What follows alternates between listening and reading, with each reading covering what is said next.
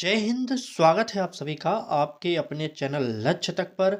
तो सीटेट के लिए एक और मॉडल पेपर आपके सामने आ चुका है, तो सभी लोग जुड़ जाइए जल्दी से, क्योंकि आज क्या यह मॉडल पेपर जो हमारा होने वाला है सीडीपी का एकदम स्पेशल वाला है। ठीक है, यह मॉडल पेपर पूरे सिलेबस का निचोड़ होने वाला है, क्योंकि यहाँ पर जितने भी प्रश्न कराए जाएंगे संपूर्ण सिलेबस को ध्यान में रखकर कराए जाएंगे। ठीक है, तो चलिए क्लास को शुरू करते हैं। ध्यान से देखिएगा, पहला प्रश्न देखिए इस प्रकार से, फिर दूसरा प्रश्न इस प्रकार का है। ये आज की क्लास में बहुत सारे महत्वपूर्ण प्रश्नों पर चर्चा की जाएगी। ठीक, चलिए क्लास को शुरू करें। देख लीजिए प्रश्न इस प्रकार के बहुत सारे हैं, तो पूरी क्लास को ध्यान से देखिएगा। और ये रहा हमारा आज का पहला प्रश्न। पहले प्रश्न में कहा क्या जा रहा है कि एक बच्चा किसी समस्या को हल करते समय पहले से सीखे नियमों को नए संदर्भ में लागू करता है। यह किस प्रकार का हस्तांतरण है? बताइए, ट्रांसफर ऑफ लर्निंग कौन सा होगा? ए ऑप्शन कह रहा है कि नकारात्मक, बी ऑप्शन शून्य, सी ऑप्शन सकारात्मक और डी ऑप्शन प्रतिकूल। चलिए कमेंट बॉक्स में बता दीजिए कि एक बच्चा किसी समस्या को हल करते समय पहले से सीखे नियमों को नए संदर्भ में लागू करता है। देखिए, बालक जो सीखा है पहले उसे अपने दूसरे कार्य में लागू कर ले रहा है, तो यहाँ पर कौन सा होने वाला है ऑप्शन सही? ये ऑप्शन क्या कर रहा है? नकारात्मक बिल्कुल नहीं। अगर नकारात्मक यहाँ पर तब होता है जब बालक पहले सीखे हुए चीजों का प्रयोग दूसरे चीजों में ना कर पाता है, लेकिन यहाँ पर सकारात्मक रूप से कर पा रहा है, इसलिए हमारा ए ऑप्शन कट जा रहा है। बी ऑप्शन कह रहा है कि शून्य, शून्य का भी यहाँ पर कोई तात्पर्य नहीं होगा, क्योंकि अगर वही बात होगा ना कि एक सीखी हुई बात का दूसरी पर कोई असर ना पड़े, तो वहां पर शून्य होता है। ठीक है, यहाँ पर जो उत्तर होने वाला है वो होगा सकारात्मक, क्योंकि बच्चा एक समस्या को हल करना सीख गया तो दूसरी समस्या को उसके द्वारा भी हल कर ले रहा है। ठीक, इसलिए इस प्रश्न का उत्तर हमारा सी ऑप्शन सही हो जाएगा। चलिए आगे बढ़िए, अगला प्रश्न देखिए। कहा जा रहा है कि वाइगोत्स्की के अनुसार शिक्षक की भूमिका सबसे अधिक किस रूप में होती है? बात वाइगोत्स्की की हो रही है, तो एक बात को ध्यान रखना कि समाज से संबंधित उत्तर होना चाहिए। चलिए ए ऑप्शन देखिए क्या करा है जल्दी से। ए ऑप्शन कह रहा है कि ज्ञान प्रदाता। वाइगोत्स्की कभी भी शिक्षक को ज्ञान प्रदाता के रूप में नहीं मानते, इसलिए हमारा ए ऑप्शन पहले कट हो जाएगा। बी ऑप्शन कह रहा है कि मूल्यांकन करता। क्या वाइगोत्स्की ने टीचर को सिर्फ इसीलिए माना है टीचर की वह मूल्यांकन करता रहे? बिल्कुल नहीं, यहाँ पर ये भी नहीं होगा। और सी ऑप्शन कह रहा है कि सह अधिगमकर्ता की, और डी ऑप्शन कह रहा है कि नियंत्रक की। तो यहाँ पर नियंत्रक की ना होकर के सह अधिगमकर्ता की हो जाएगा उत्तर। बिल्कुल सी ऑप्शन सही हो जाएगा। ठीक, बिल्कुल सही। यहाँ पर आप ऑप्शन पर मत जाइए, आप शब्द को देखिए, क्योंकि कई लोग बाद में कमेंट करते हैं सर ये ऑप्शन बार बार क्यों सही हो रहा है। ऑप्शन पर मत जाइए, क्योंकि जब प्रश्न सेट किया जाता है ना, तो उतना याद नहीं रहता कि कौन सा ऑप्शन अगला सही था, इस बार कौन सा सही कर रहे हैं, इतना याद नहीं किया जाता वहाँ पर। ठीक है, इसलिए प्रश्नों को ऐसे चाहे जैसे सेट हो जाता है। ठीक, ऑप्शन पर मत जाइए, आप प्रश्न देखिए, प्रश्न अच्छे ना हो तब कमेंट करिएगा। ठीक, चलिए बात करेंगे प्रश्न की। तो कह रहा है कि पियाजे के सिद्धांत में अनुकूलन का तात्पर्य है। अनुकूलन का क्या तात्पर्य होने वाला है ये आपसे पूछा जा रहा है। ए ऑप्शन कह रहा है कि केवल आत्मसात, बी ऑप्शन कह रहा है कि केवल समायोजन, सी ऑप्शन कह रहा है कि आत्मसात और समायोजन दोनों, और डी ऑप्शन केवल परिपक्वता। चलिए बात पियाजे की हो रही है, याद करिएगा, बहुत ही इंपॉर्टेंट प्रश्न है पियाजे के। चलिए जल्दी से कमेंट करिए और उत्तर बताइए। देखिए, यहाँ पर अगर अनुकूलन का तात्पर्य पूछा जाए तो केवल यारा आत्मसात, केवल आत्मसात नहीं होगा। ठीक है, और ना ही केवल समायोजन होगा, बल्कि जहां पर आत्मसात और समायोजन दोनों होगा वही हमारा उत्तर अनुकूलन का हो जाएगा। ठीक, क्लास अच्छी लग रही हो तो एक बार लाइक जरूर कर दीजिए, और चैनल पर पहली बार आए तो सब्सक्राइब कर लीजिए, बेल आइकन को ऑन कर लीजिए। बाकी अब आपको हम मॉडल पेपर सभी विषयों का धीरे धीरे प्रोवाइड कर रहे हैं। ठीक है, तो चलिए क्लास को आगे बढ़ाते हैं और अगला प्रश्न देखते हैं क्या कह रहा है। अगले प्रश्न में कहा जा रहा है कि यदि कोई बच्चा पढ़ते समय अक्षरों को सही पहचानता है पर अर्थ नहीं समझ पाता, तो यह संकेत करता है। किसका संकेत करेगा आपको बताना है। ए ऑप्शन कह रहा है कि डिसलेक्सिया का, बी ऑप्शन दृष्टि दोष का, सी ऑप्शन कह रहा है कि अर्थ निर्माण में कठिनाई का, और डी ऑप्शन स्मृति दुर्बलता का। चलिए फटाक से इस प्रश्न का उत्तर जो है कमेंट बॉक्स में सब लोग एक तरफ से बता दीजिए। चलिए जल्दी से बताइएगा। ठीक है, एकदम सही। चलिए, देखिए पूछा क्या गया था प्रश्न में कि यदि कोई बच्चा पढ़ते समय अक्षरों को सही पहचानता है पर अर्थ समझ नहीं पाता। देखिए पढ़ तो ले रहा है लेकिन अर्थ नहीं समझ पा रहा है, ठीक है। यहाँ पर जो डिसलेक्सिया ए ऑप्शन को टिक कर है, यहाँ पर उत्तर गलत होने वाला है, क्योंकि बालक पढ़ ले रहा है। डिसलेक्सिया जो विकार है ये पठन संबंधित विकार होता है, ये आपको पता होना चाहिए, ठीक है, पठन संबंधित विकार। ठीक, लेकिन यहाँ पर यह हमारा उत्तर नहीं होगा। दृष्टि दोष कह रहा है बी ऑप्शन, दृष्टि दोष बिल्कुल नहीं है, क्योंकि बालक पढ़ ले रहा है, बिना देखे तो पढ़ नहीं रहा है, इसलिए हमारा बी ऑप्शन कट जाएगा। और डी ऑप्शन कह रहा है कि स्मृति दुर्बलता, तो बिल्कुल नहीं, यहाँ पर किसी भी प्रकार की ए बी और डी ऑप्शन नहीं होंगे। जो अर्थ नहीं समझ पा रहा है, इसका मतलब है क्या कि अर्थ निर्माण में उसको कठिनाई हो रही है। ठीक, यानी कि अर्थ निर्माण में उसको कठिनाई सही हो रही है, बिल्कुल सही। चलिए, कठिनाई हो रही है। चलिए देखते हैं अगले प्रश्न में क्या कहा जा रहा है। कहा जा रहा है कि संज्ञानात्मक संघर्ष की अवधारणा किससे संबंधित है? क्या स्किनर से, पियाजे से, बंडूरा से, थॉर्नडाइक से? बताइए। संज्ञानात्मक संघर्ष एकदम नया प्रश्न है, लेकिन सरल है, थोड़ा सा लॉजिक लगाएंगे आप उत्तर निकाल सकते हैं। एक बात को जानते रहिएगा कि यहाँ पर जितने भी मनोवैज्ञानिक दिए गए हैं बहुत ही इंपॉर्टेंट है, आपको जानना चाहिए इनके बारे में, ठीक है। देखिए, बात अगर संज्ञानात्मक की जा रही है तो तुरंत इतने से ही उत्तर आप मार सकते हैं पियाजे को, क्योंकि पियाजे ने संज्ञानात्मक विकास का सिद्धांत दिया था। तो जिन्होंने थोड़ा सा लॉजिक लगाकर उत्तर दे दिया, तो आप इसी प्रकार से सीटेट में आंसर को निकालिएगा, ठीक है। तो संघर्ष आगे जुड़ने के कारण आप दूसरा ऑप्शन मत चेंज करिए, यहाँ पर बिल्कुल सही है, संज्ञानात्मक संघर्ष की अवधारणा पियाजे महोदय ने दिया था, यानी कि बी ऑप्शन हमारा सही हो जाएगा। ठीक, चलिए आगे आइए, अगला प्रश्न देखते हैं। तो कहा जा रहा है कि समावेशी कक्षा में मूल्यांकन का स्वरूप होना चाहिए। बात समावेशी कक्षा की हो रही है, तो समावेशी कक्षा में हमेशा एक बात दो बात को जरूर नोट कर लीजिएगा। क्यों? क्या? बहुत ही इंपॉर्टेंट है समावेशी शिक्षा, इसलिए, ठीक है। चलिए, समावेशी शिक्षा के अंतर्गत प्रत्येक बालक को आपको विशिष्ट मानना पड़ेगा, पहली बात। दूसरी बात, वहाँ पर सभी प्रकार की शिक्षण रणनीतियों का प्रयोग करना पड़ेगा, दूसरी बात हो गई।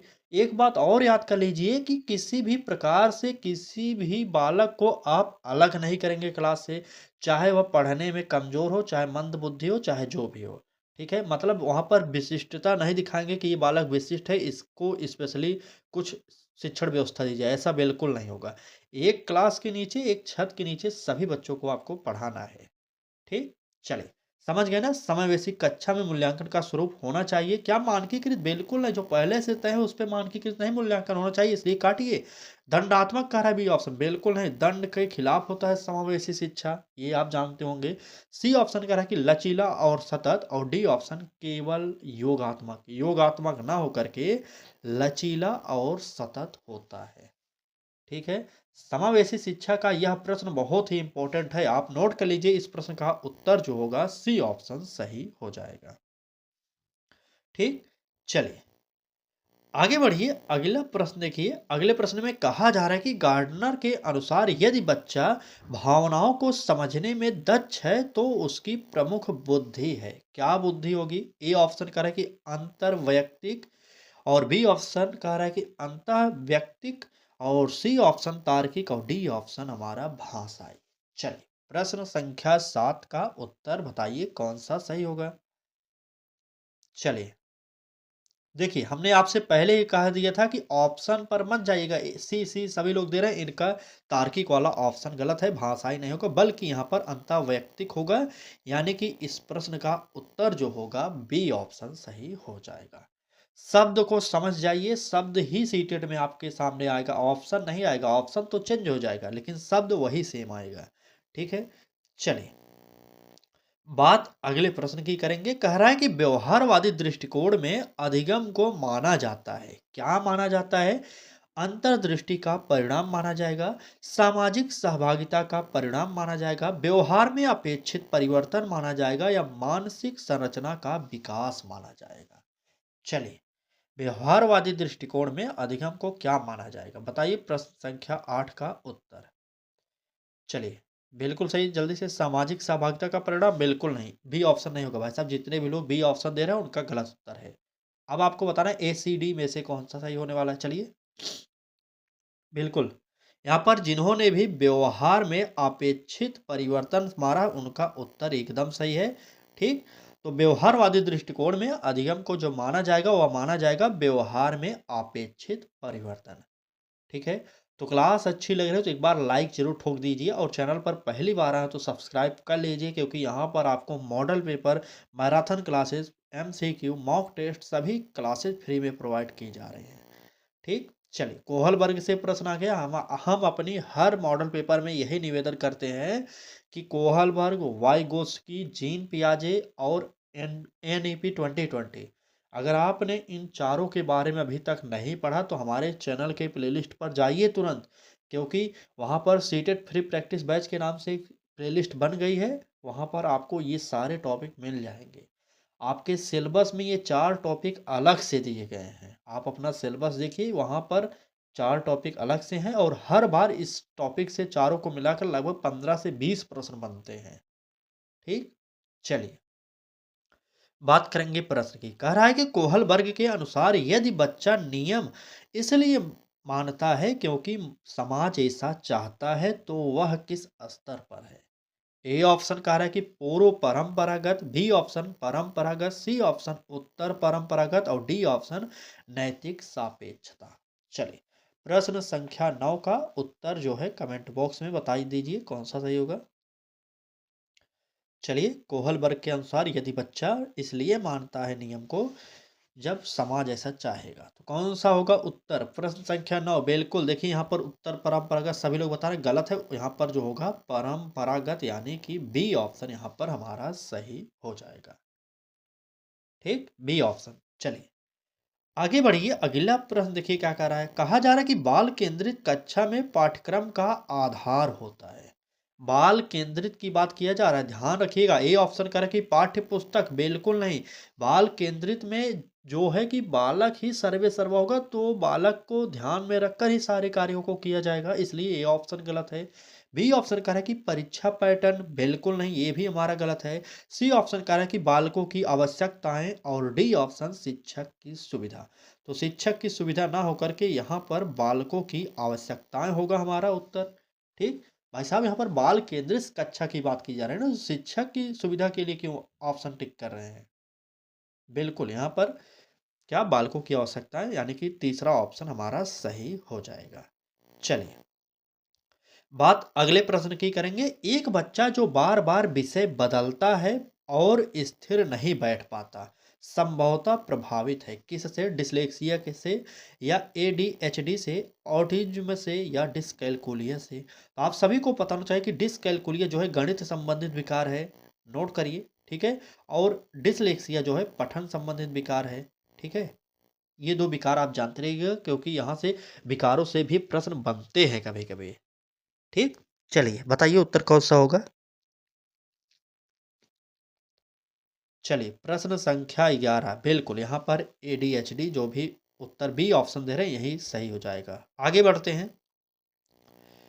अगला प्रश्न देखिए, तो कहा जा रहा है कि सीखना जो है बहुत ही इंपॉर्टेंट प्रश्न है यह, सीखना करके सीखना किस शिक्षा शास्त्री से जुड़ा है? ठीक है, बताइए। ए ऑप्शन स्किनर, दूसरा ऑप्शन है हमारा पियाजे, तीसरा है जॉन डीवी और चौथा है वाइगोत्स्की। तो आप सभी को पता होना चाहिए इसका उत्तर, क्योंकि बहुत ही सरल प्रश्न है। तो ये जॉन डीवी का शब्द था करके सीखना, नोट कर लीजिए, क्योंकि पेपर में आपसे पूछा जाता है कि करके सीखना ये शब्द किसने दिया था, यह शब्द, तो ये शब्द देने वाले थे जॉन डीवी। ठीक, बिल्कुल, जॉन डेवी को उत्तर सही करिए। जॉन डेवी ने और क्या दिया था सिद्धांत, बताइए। एक सिद्धांत और जॉन डेवी के बारे में बता दीजिए। चलिए, आगे आइए, अगला प्रश्न तब तक देखते हैं। कहा जा रहा है कि शिक्षक यदि बच्चों को प्रश्न स्वयं बनाने के लिए प्रेरित करता है तो वह किसे बढ़ावा दे रहा है? ए ऑप्शन रटनता अधिगम को, बिल्कुल नहीं। टीचर यह कभी नहीं चाहेगा कि हमारे बच्चे रटें, बिल्कुल नहीं, रट कर सीखें, ऐसा नहीं टीचर चाहेगा। ए ऑप्शन गलत है। बी ऑप्शन कह रहा है कि निष्क्रिय अधिगम को, क्या निष्क्रिय अधिगम को बढ़ावा देगा टीचर? बिल्कुल नहीं देगा। ठीक है, जी हाँ, बिल्कुल नहीं देगा, काटिए। और सी ऑप्शन मेटाकॉग्निशन कह रहा है और डी ऑप्शन दंडात्मक अनुशासन की बात कर रहा है। हमने आपसे कहा था किसी भी प्रकार का अनुशासन नहीं चाहिए हमें प्रश्न में, इसलिए हमारा ये ऑप्शन कट जाएगा। यहाँ पर उत्तर जो होगा मेटाकॉग्निशन सही हो जाएगा।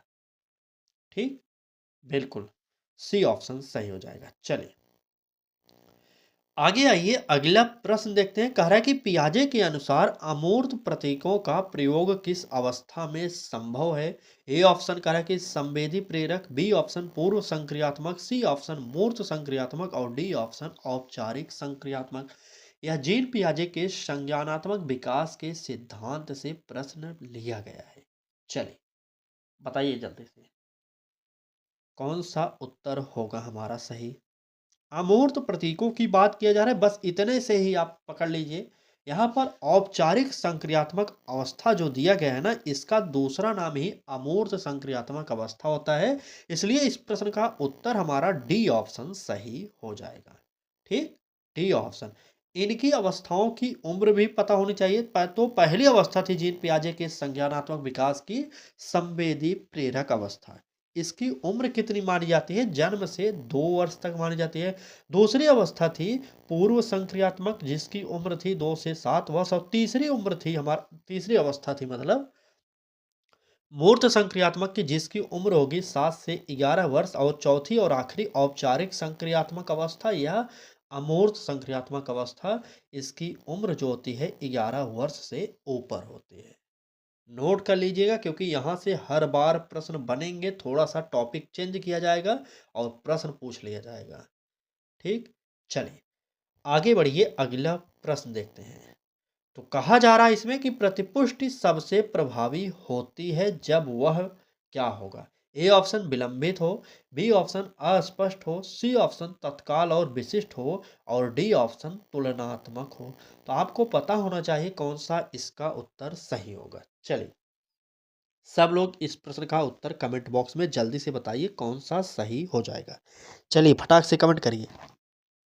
बिल्कुल सही, चलिए बताइए सब लोग एक तरफ से बताइए। यहाँ पर तुलना की बात नहीं होगी और अस्पष्ट तो होगा नहीं, जो भी होगा अस्पष्ट होना चाहिए। अस्पष्ट करा इसलिए बी ऑप्शन कट जाएगा।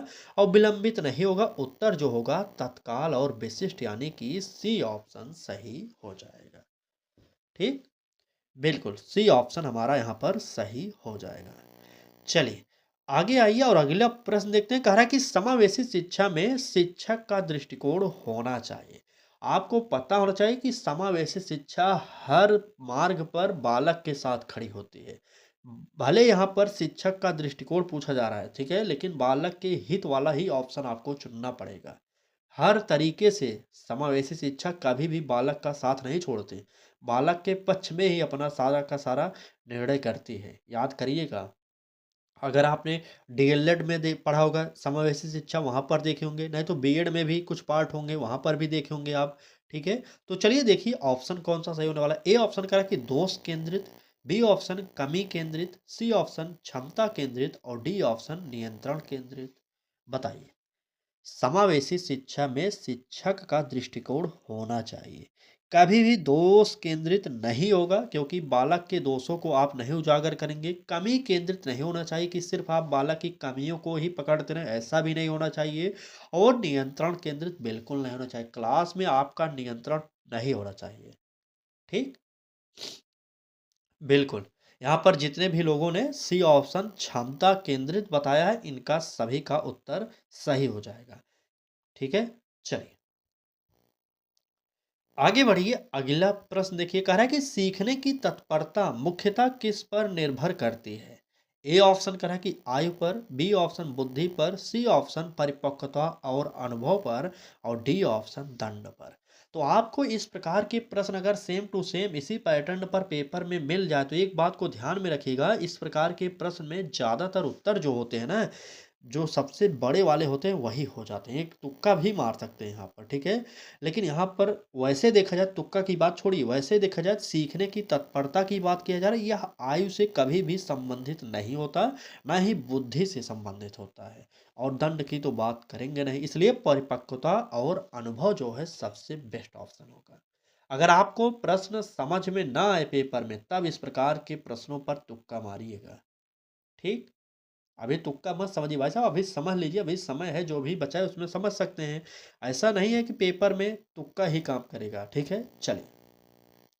और पेपर में 150 प्रश्न आएंगे, और ऐसा भी नहीं हो सकता कि सारे प्रश्न आपको आते ही हो। ठीक? चलिए, सीडीपी में अच्छा स्कोर करना चाहते हैं तो अच्छे से तैयारी कर लीजिए, क्योंकि सीडीपी के पूरे नंबर मिलते हैं। जब हमने कभी सीटेट दिया था, 30 में 30 मिला था सीडीपी जैसे सब्जेक्ट में। यकीन करिए, एक बार हम खुद दिए थे सीटेट कभी। ठीक? चलिए, फिलहाल बात करेंगे इस प्रश्न की। कहा क्या जा रहा है, यदि बच्चा केवल देख कर सीखता है तो यह अधिगम होगा। बताइए, बच्चा जब देख देख कर ही सीख जाएगा तो अधिगम किस प्रकार का होगा। ए ऑप्शन कह रहा है कि परीक्षण त्रुटि, बी ऑप्शन निरीक्षणात्मक, और सी ऑप्शन अंतर्दृष्टि, और डी ऑप्शन यांत्रिक। चलिए, प्रश्न संख्या 18 का उत्तर कमेंट बॉक्स में बता दीजिए कौन सा सही होगा।